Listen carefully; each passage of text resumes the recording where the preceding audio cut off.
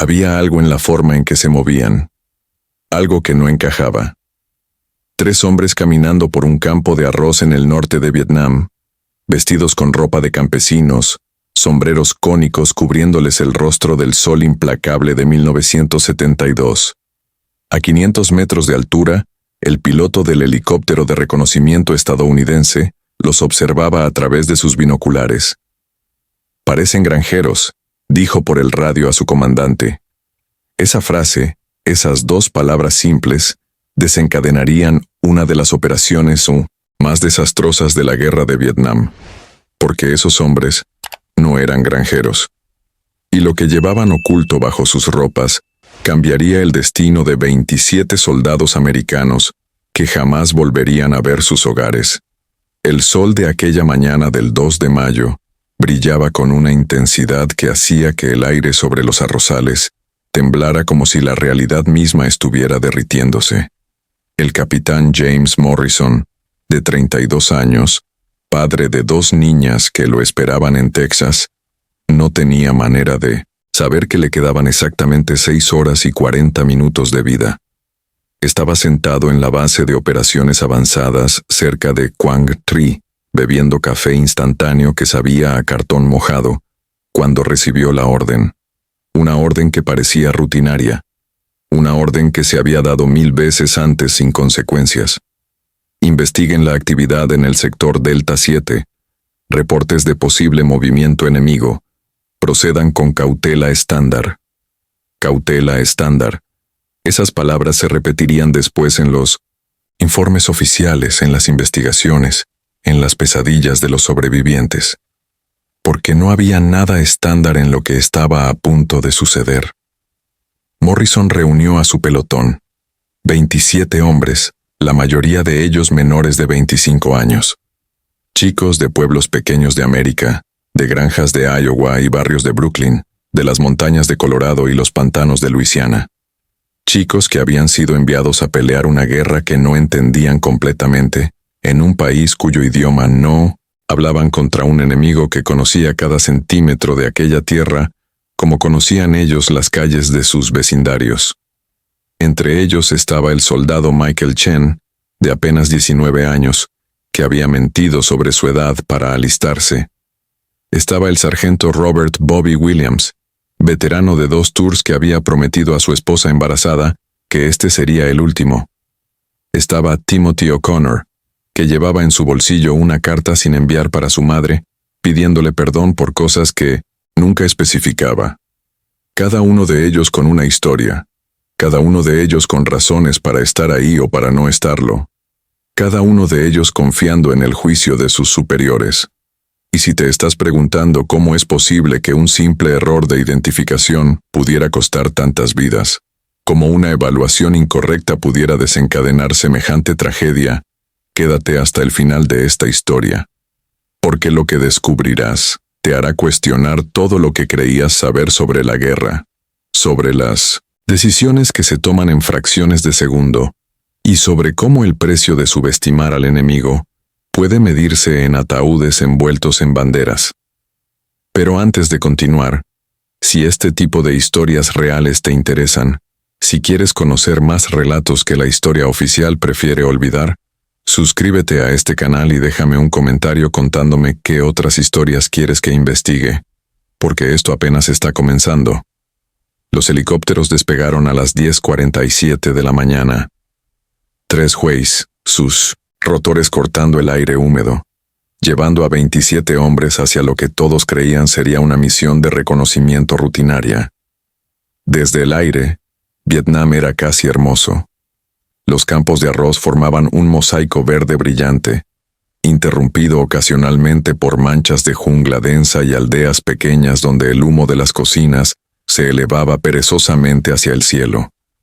Era difícil imaginar, mirando ese paisaje casi pastoral desde arriba, que cada árbol podía ocultar un francotirador, que cada aldea pacífica podía ser un puesto de avanzada del Viet Cong, que bajo esos campos verdes había túneles que se extendían por kilómetros.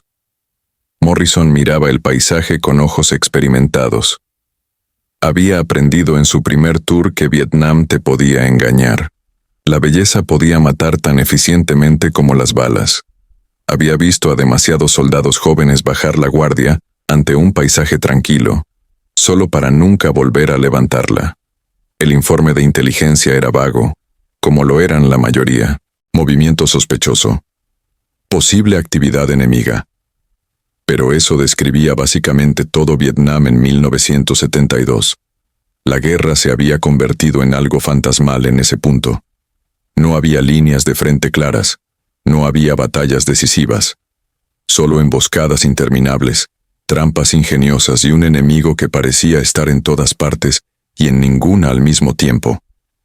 Tenemos contacto visual con 3, posiblemente 4 individuos en el cuadrante Delta 7 Charlie. Crujió la voz del piloto por el radio.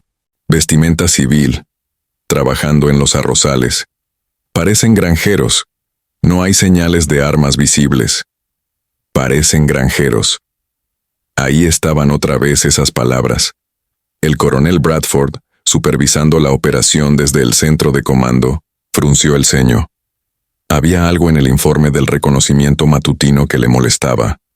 Los analistas habían reportado incremento en el tráfico de radio del Viet Cong en ese sector durante los últimos 3 días. Pero el tráfico de radio podía significar cualquier cosa. O nada. Morrison, proceda con precaución, ordenó Bradford. Observación desde distancia segura. No inicien contacto a menos que se confirme hostilidad. La decisión crítica llegó en el siguiente minuto. Los helicópteros podían mantener distancia y observar, o podían aterrizar a 1,5 kilómetros de distancia y que el pelotón se aproximara a pie.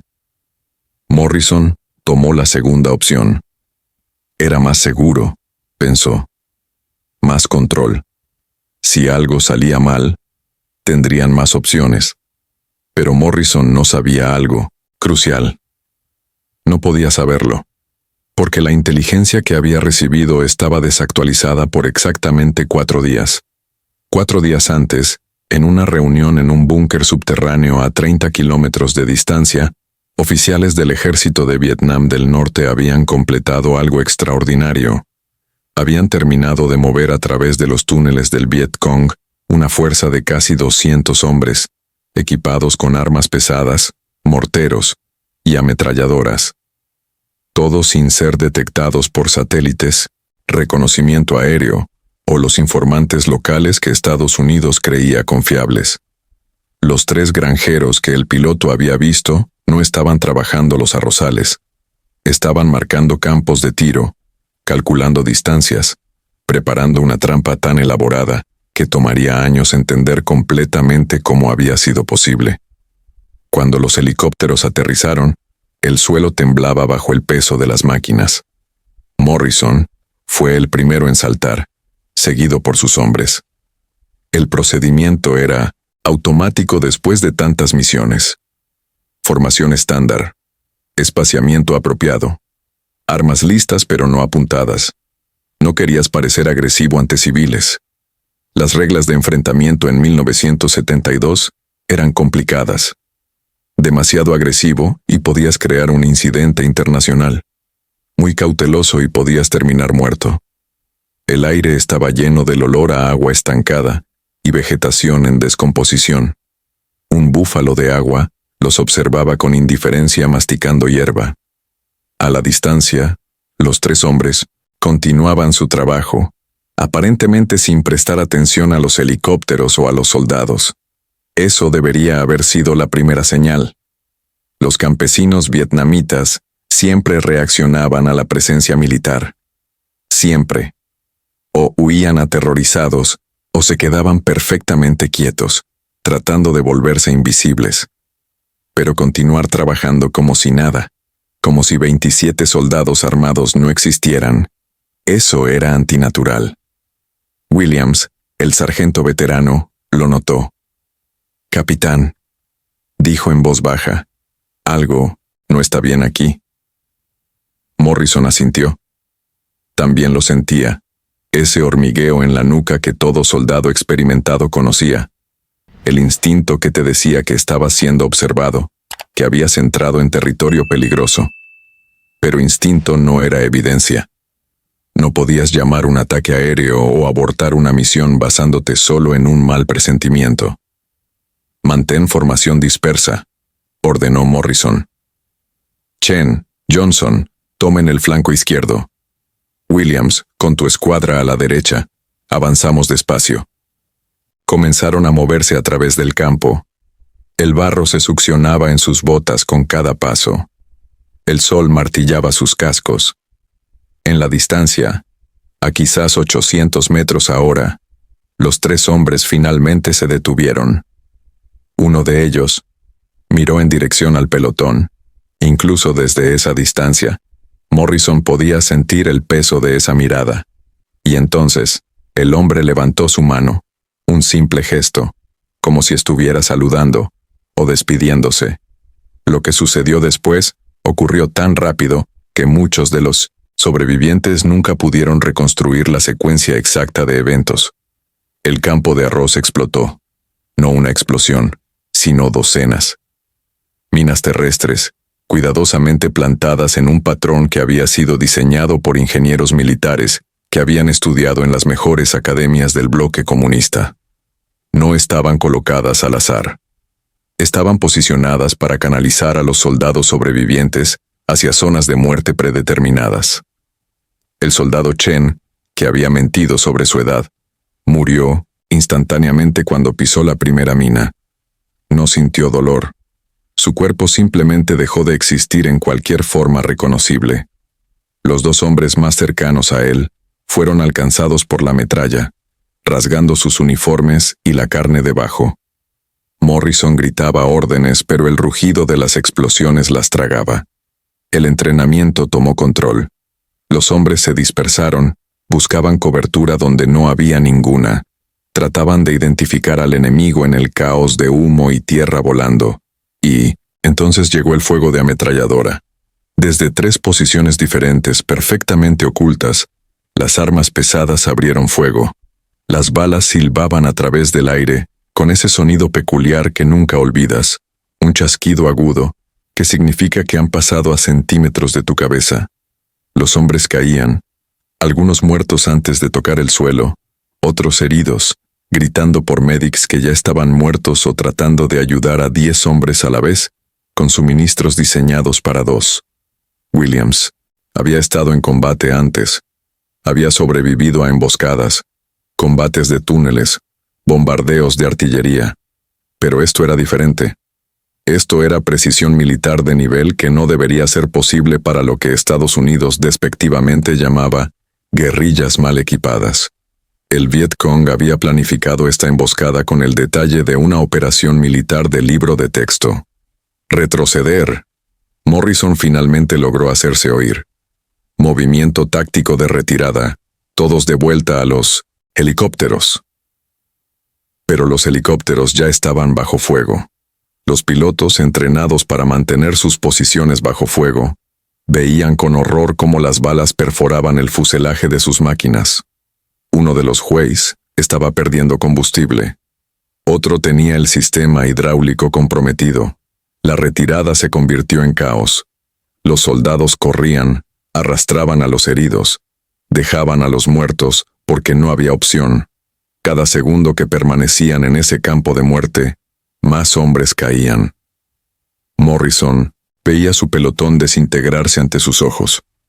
Estos chicos, algunos de los cuales habían estado bromeando hace apenas 20 minutos, ahora yacían destrozados en el barro, sus vidas filtrándose hacia los arrozales de Vietnam.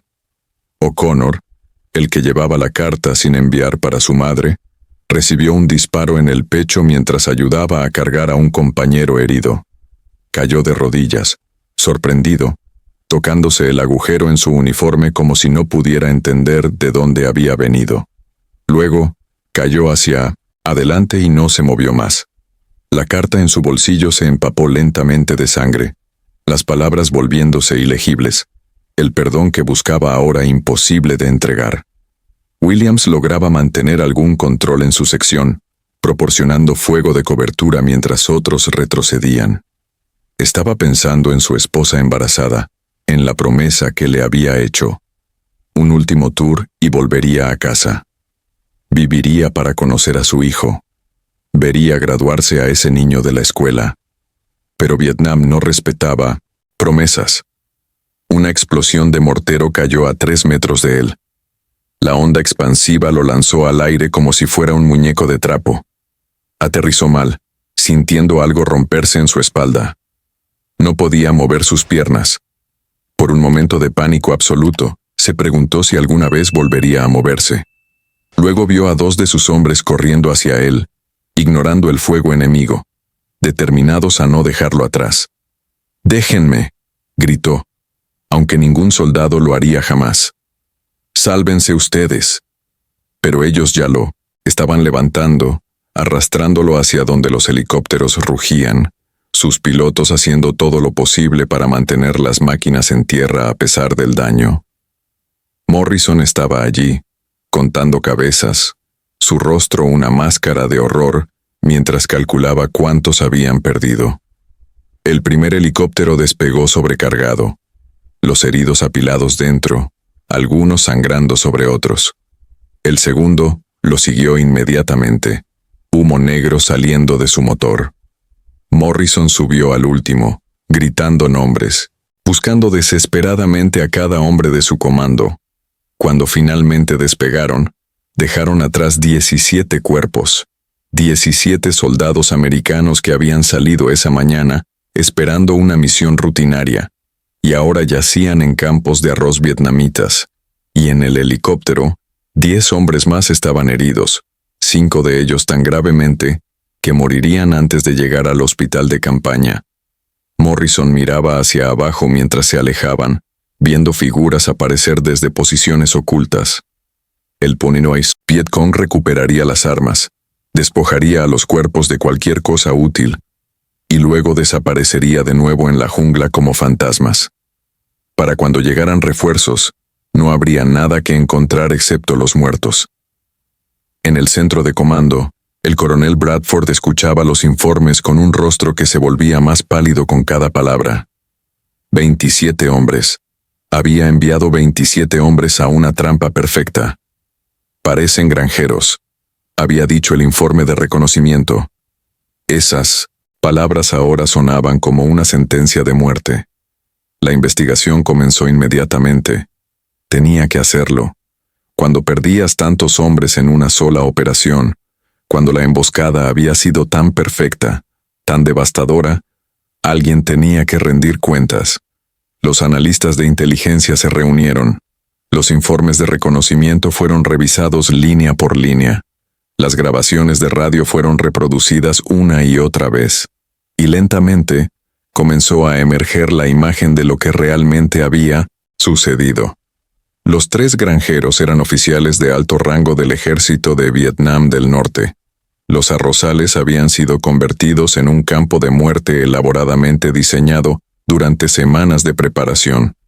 Cada elemento de la emboscada había sido planificado y ejecutado con precisión militar que rivalizaba con cualquier cosa que Estados Unidos pudiera hacer.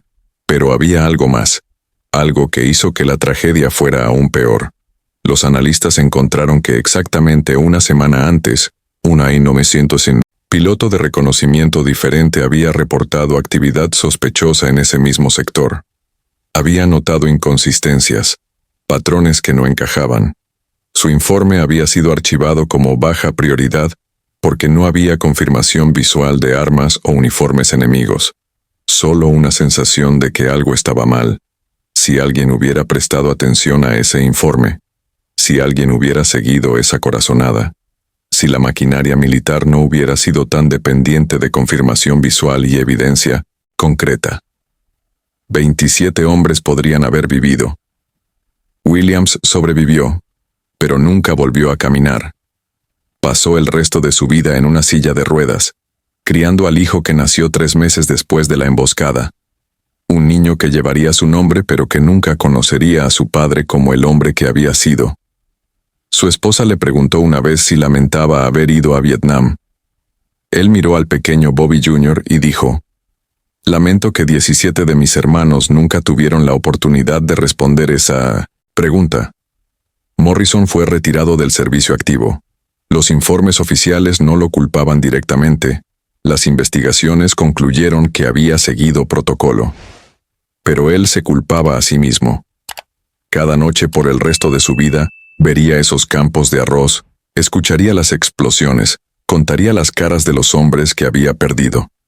Murió en 1989, y sus hijas siempre dirían que una parte de él nunca regresó realmente de Vietnam.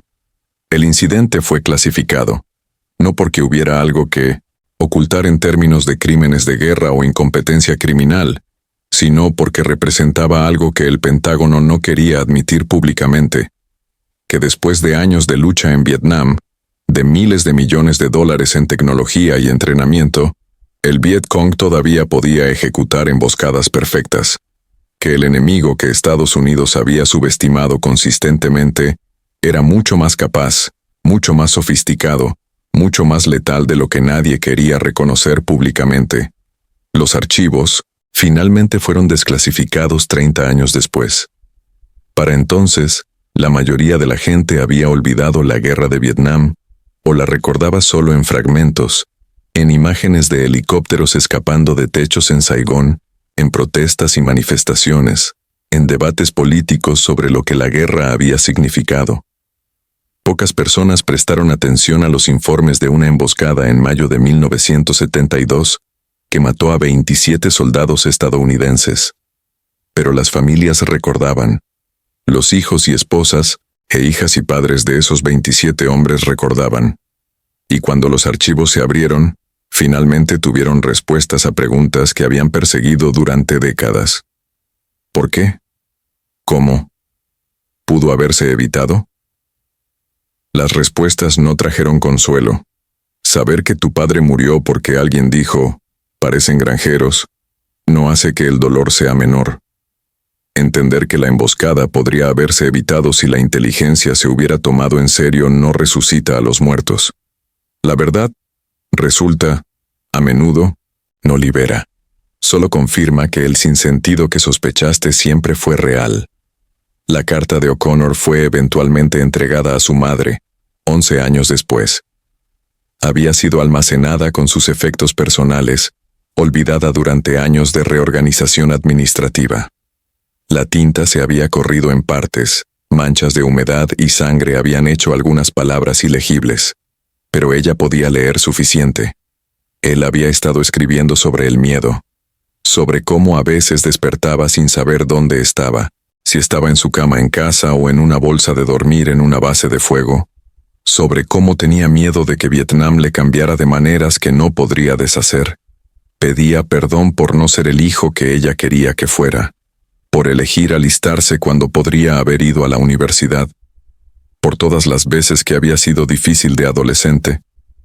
Su madre lloró cuando la leyó, no solo por la pérdida de su hijo, sino porque él nunca había entendido que ella ya lo había perdonado de todo, que no había nada que perdonar, que el solo hecho de ser su hijo había sido suficiente.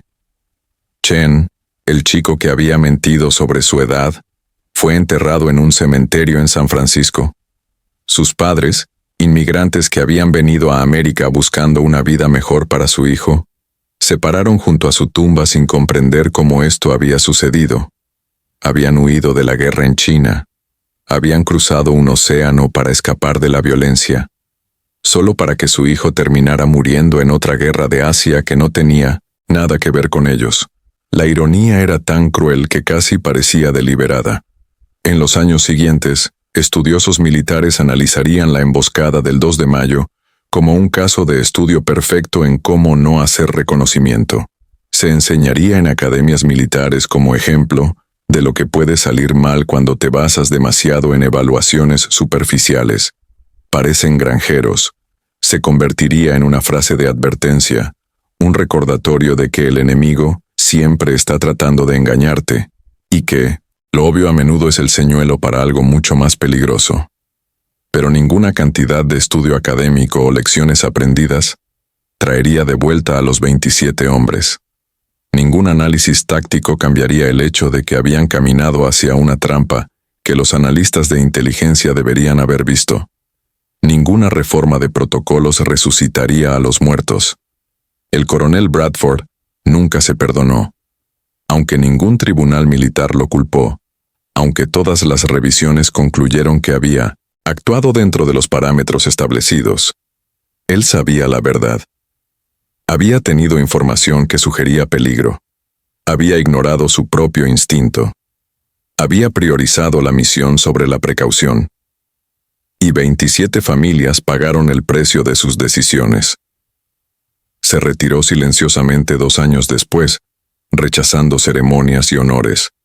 Compró una pequeña granja en Montana, lejos de cualquier cosa que le recordara al ejército o la guerra. Pero incluso allí, rodeado de montañas y silencio, los fantasmas lo encontraban. Las caras de los hombres que había enviado a morir lo visitaban en sueños. No como acusaciones, eso habría sido más fácil de soportar. Simplemente estaban allí, observándolo, esperando algo que él nunca podría darles. En 1995, un grupo de veteranos organizó un viaje de regreso a Vietnam. Querían ver los lugares donde habían luchado, donde habían perdido amigos, donde partes de ellos mismos se habían quedado en la jungla y los arrozales. Williams, ahora con 52 años y todavía en su silla de ruedas, fue uno de ellos. Encontraron el lugar. Los arrozales todavía estaban allí, aunque las familias que los trabajaban habían cambiado. Las minas hacía tiempo que habían sido removidas. No quedaba evidencia física de lo que había sucedido allí 23 años antes. Pero Williams sabía exactamente dónde había estado parado cuando comenzaron las explosiones. Podía ver el lugar donde Chen había muerto, donde O'Connor había caído, donde cada uno de sus hombres había dado su último aliento. Un anciano vietnamita se les acercó, curioso sobre los extranjeros en sillas de ruedas y con muletas visitando estos campos ordinarios. A través de un traductor, Williams explicó que habían estado allí durante la guerra. El anciano asintió lentamente. Muchos murieron aquí, dijo, de ambos lados. Ahora solo hay arroz. Y tenía razón. La tierra no guardaba rencor. Los arrozales no recordaban la sangre que los había regado. Vietnam había seguido adelante, había reconstruido, había sanado sus heridas de maneras que Estados Unidos todavía estaba intentando hacer. Para los vietnamitas, la guerra era historia. Para los veteranos que visitaban, todavía era ayer. Williams pidió estar solo por un momento. Los otros veteranos se alejaron dándole espacio. Se sentó en su silla de ruedas al borde del campo y habló en voz baja con hombres que habían estado muertos por más de 2 décadas. Les contó sobre sus vidas, sobre el mundo que habían dejado atrás, sobre cómo había cambiado. Les habló sobre sus propios hijos, sobre cómo Bobby Jr. se había graduado de la universidad, cómo había jurado nunca unirse al ejército, cómo la guerra había dejado cicatrices en generaciones que ni siquiera habían nacido cuando se luchó. Lo siento, finalmente dijo, aunque no estaba seguro por qué se disculpaba o con quién, por sobrevivir cuando ellos murieron, por no poder salvarlos, por todas las promesas que se habían roto ese día, por el simple hecho absurdo e injusto de que la guerra toma a unos y deja a otros, sin razón, sin justicia, solo el caos aleatorio de la violencia eligiendo quién vive y quién muere. La verdadera tragedia de la emboscada del 2 de mayo no fue solo que 27 hombres murieron, fue que murieron por nada. No había objetivo estratégico en juego. El sector Delta 7 no tenía importancia militar particular. No capturaron territorio, no salvaron vidas.